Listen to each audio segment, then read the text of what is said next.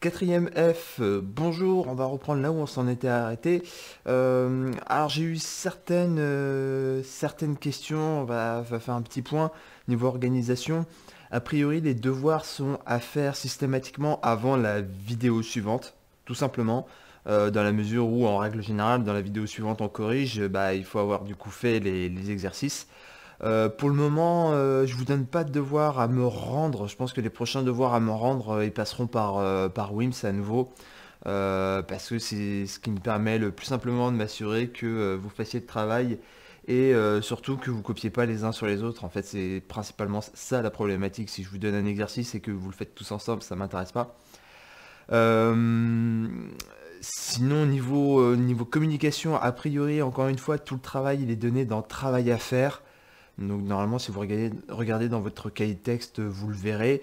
En règle générale, j'essaie de le mettre de mettre le travail à faire pour le lendemain. Ce qui fait que, j'en sais rien, si je mets le travail à faire à 9 heures et que vous avez regardé le cahier de texte à 8 heures, je reprends. Si vous avez regardé votre cahier de texte à 8 heures le lundi, non, c'est pas ça. Il n'y a pas de, voilà, vous regardez votre cahier de texte lundi à 8 heures, vous voyez pas de maths, et moi je mets mon travail à faire lundi pour 9 heures, vous le verrez pas. Donc c'est pour ça qu'à chaque fois, je le mets pour le jour suivant. Donc de toute manière, si voilà, le lundi soir, vous regardez votre travail à faire, vous le verrez pour le mardi, etc. etc.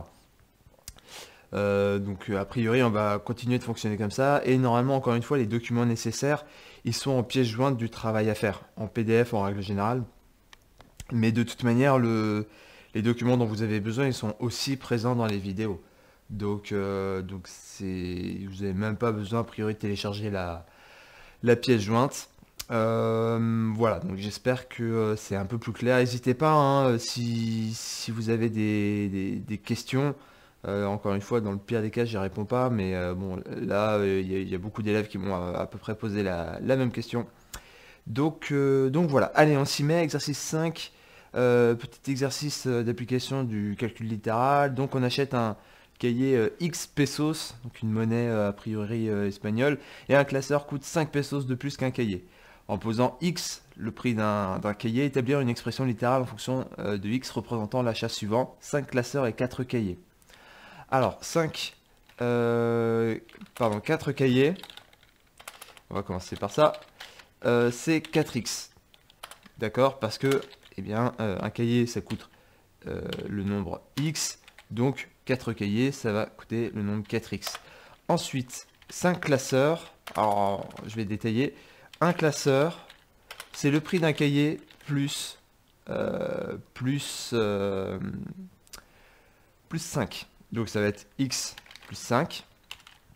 Et du coup, le prix de 5 classeurs, ça va être 5 classeurs, ça va être 5 fois entre parenthèses x plus 5. Alors en calcul littéral, on peut sous-entendre le symbole opératoire entre un nombre et une parenthèse. C'est sous-entendu fois. Donc ici, on peut mettre éventuellement fois. Voilà, comme ça. Ok, donc 5 classeurs et 4 cahiers coûtent du coup 4x plus 5 fois entre parenthèses x plus 5. Voilà. Ensuite, on vous demande de simplifier cette expression. D'accord.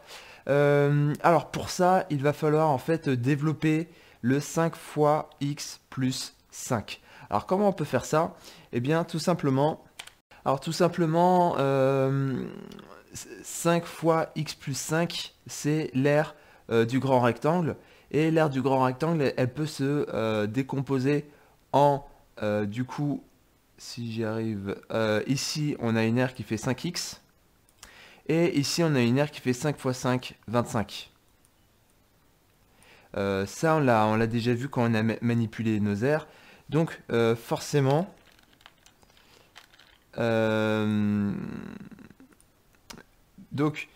l'expression qu'on a là, en réalité, elle est égale à, donc notre 4x, pour le moment, on n'y touche pas, plus, on a dit 5x plus 25. Et là, on peut réduire. Réduire, c'est regrouper les termes qui vont ensemble. On est d'accord que le 4x et le 5x, c'est le x, c'est le prix d'un cahier. Donc là, finalement, j'ai 4 cahiers. Et là, j'en ai 5. Ce qui vous fait du coup 9 cahiers plus 25. Voilà, ça c'est fait. Donc voilà, là, on a simplifié l'expression obtenue à la question 1. Alors l'intérêt de ce type de calcul, c'est en fait de pouvoir généraliser. Je vais mettre ici le prix d'un cahier. Hop, cahier. Disons qu'un cahier coûte 12 euros, peu importe. Du coup, je sais que 4 cahiers et 5 classeurs, ça va nous donner quoi? On a dit 9 fois le prix d'un cahier égale 9 fois le prix d'un cahier plus 25. Et là, du coup, j'ai quelque chose qui me permet de calculer de manière tout à fait automatisée voilà, le coût de 4 cahiers et de 5 classeurs. Et ça, c'est utilisé un peu partout dans des configurateurs, dans des générateurs. Tout bêtement, lorsque vous allez sur un site internet et que vous faites, vous savez, vous mettez plusieurs articles dans votre panier, à la fin, c'est quelque chose comme ça qui va calculer le coût total de votre commande. Donc voilà, ça permet à chaque fois, une fois que vous avez votre expression de littérale, de ne pas avoir à faire les calculs. Vous donnez quelqu'un qui ne connaît pas le calcul littéral, il va être obligé de se dire, de faire quel calcul? Prenons pour 7 euros. Il va devoir se dire, alors attends, 4 cahiers, 7 euros. 4 fois 7, 4 fois 7 égale 28 euros. Donc j'ai 28 euros pour les 4 cahiers. Ensuite, les 5 classeurs, eh bien c'est 5 fois le prix d'un cahier. Donc 5 fois 7 égale 49. Et après, chaque classeur coûte 5 euros de plus que les cahiers. Donc je dois rajouter 5 fois 5. Alors 5 fois 5, ça fait 25. Ok, donc maintenant je somme. 28 plus 49 plus... j'ai écrit une bêtise. 28 plus 49 plus 25 égale 88. Voilà, terminé.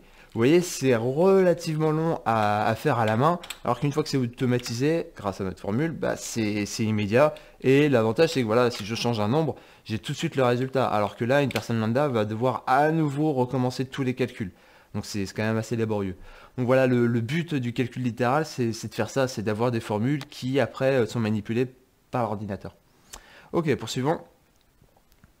Du coup, maintenant, je vais vous demander de faire le 6. Ce qu'on appelle un programme de calcul, c'est très important.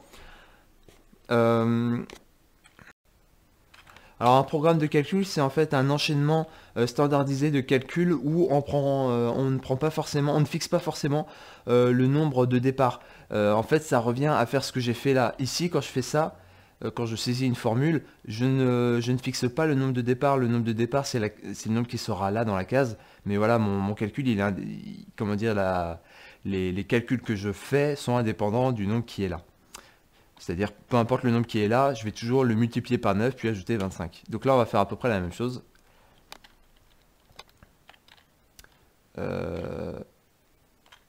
Tac. Et je vous laisse un petit peu donc réfléchir à ça.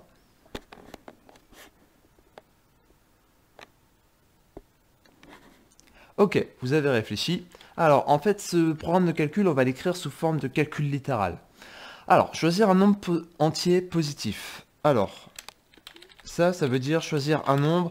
On va l'appeler n, ce nombre. Voilà, on va lui donner un nom. N. Alors, élever ce nombre au carré, ça veut dire prendre le nombre au carré. Donc, n, si on numérote les étapes, ce sera plus simple. À l'étape 2, je fais quoi? Je fais n fois n. Ou n au carré. Voilà. Ensuite, ajouter 3 au résultat obtenu. Donc ici, je fais n, j'ajoute 3. Puis, multiplier par 2 le résultat obtenu. Ok, on va multiplier par 2. 2 fois ce que j'avais avant, au carré plus 3. Soustraire 6 au résultat précédent. Là, je vais carrément faire un petit copier-coller, ce sera moins laborieux. Moins 6. Et enfin, prendre la moitié du résultat obtenu. 6 fois... Alors, la moitié du résultat obtenu, alors moi j'ai envie de multiplier par 0,5. 2 fois n au carré plus 3. Et le moins 6, est-ce qu'il est bien là? Alors il me manque une parenthèse quelque part visiblement. Ouais. Alors est-ce qu'on est bien? Non, la parenthèse elle est mal placée. Voilà. Ok. Donc ça c'est la suite de calculs qu'on nous demande de faire. Et la question qu'on se pose c'est est-ce que je peux passer du nombre choisi au départ n au résultat final directement en une seule étape. Alors en fait il va falloir simplifier notre calcul et pour ça j'ai envie de vous dire cette expression là, essayez de la représenter graphiquement avec des rectangles en fait. Essayez. Alors, c'est parti. Là, j'ai représenté quoi? J'ai fait un carré de côté n. Donc, l'air que j'ai ici, on est d'accord, c'est n au carré. Ensuite, j'ai fait un segment de longueur 3. D'accord. Là, je suis arrivé finalement à l'étape 3. Maintenant, à l'étape 4, on me dit quoi? Je prends le double de tout ça. Donc, je refais à nouveau un carré. Voilà. Donc, j'ai n au carré. Et j'ai un segment de longueur 3. Attention. Cette longueur-là, a priori, n'a rien à voir avec la longueur n. Hein. Donc on a tout ça. Là, on est à l'étape 4. Ensuite, on me dit qu'on retire 6. Et bien, si je retire 6, bah, c'est comme si je retirais 2 fois 3. Donc, je vais retirer tout ça. Hop, alors je vais me permettre comme ça de le rayer. Comme ça, entre guillemets, on en garde une trace. Ok, tout ça, ça part. Ensuite, on me dit quoi? Prendre la moitié de l'étape précédente. Prendre la moitié, donc au final j'ai quoi? J'ai n au carré, pardon, j'ai 2n au carré, j'ai 2 carrés, j'ai 2 fois la surface d'un carré de côté n, et on me dit d'en prendre que la moitié. Bah, si j'en prends la moitié, je supprime du coup par exemple celui de droite, et on est d'accord, il me reste plus que l'air du carré de côté n.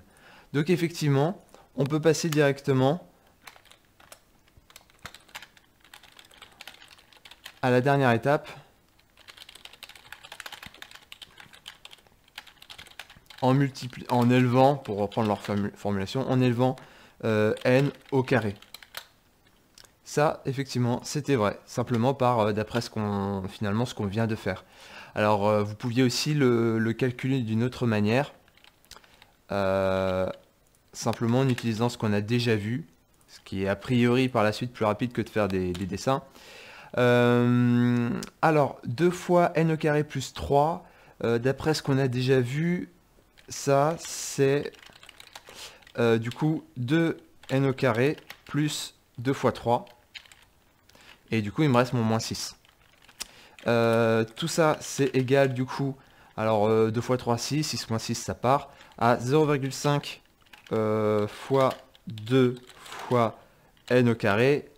0,5 fois 2 ça fait 1. Donc tout ça c'est égal à 1 fois n au carré. Donc c'est égal à n au carré. Ok, donc c'était une autre manière de le démontrer. Voilà, alors pour terminer, je vous propose le dernier exercice de la feuille. Je vous propose d'essayer de le faire seul. Normalement, avec tout ce qu'on a fait, vous devriez a priori y arriver. Alors, on va commencer. En fait, on va écrire d'un côté l'aire de la figure de gauche. Donc, l'aire, du coup, figure. On va mettre R gauche. C'est égal à quoi? Vous avez 6x. Alors, je vais prendre le formulaire. 6x. Ça, c'est notre rectangle ici. Ici, vous avez 2 fois 3, 6. Ici, vous avez 2 fois 3x. Alors, 2 fois 3x, ça s'écrit aussi comme ça. Hein. 2 fois 3 fois x. Donc, je vais faire d'abord mon 2 fois 3. Ça nous donne 6x plus 6 plus 6x. Je regroupe mes termes en x, ça vous fait 12x plus 6. Voilà pour l'aire de gauche. L'aire de droite, elle est égale à 6 fois 2x plus 1. Alors avec les bonnes parenthèses. Voilà. Et ça, c'est égal à quoi? Eh bien, on peut reprendre à nouveau un rectangle. Tac. Tac. Un rectangle et on va faire quoi? On va faire, je reprends 2x plus 1, ouais. Alors, vous allez faire ici 2x. Ici, vous allez mettre 1. Et ici, vous allez mettre 6. Alors, l'aire de ce rectangle, c'est 6 fois 1, 6. L'aire de ce rectangle, c'est 6 fois 2x. Ce qui vous fait 12x. Alors, je suis désolé, ça déborde. 12x. Et donc, l'aire totale, c'est 12x plus 6. R de droite, oula, on y retourne. R de droite égale 12x plus 6. Voilà. Et du coup, on a bien démontré, faut quand même conclure, donc R gauche égale R droite. Et voilà, c'est fait.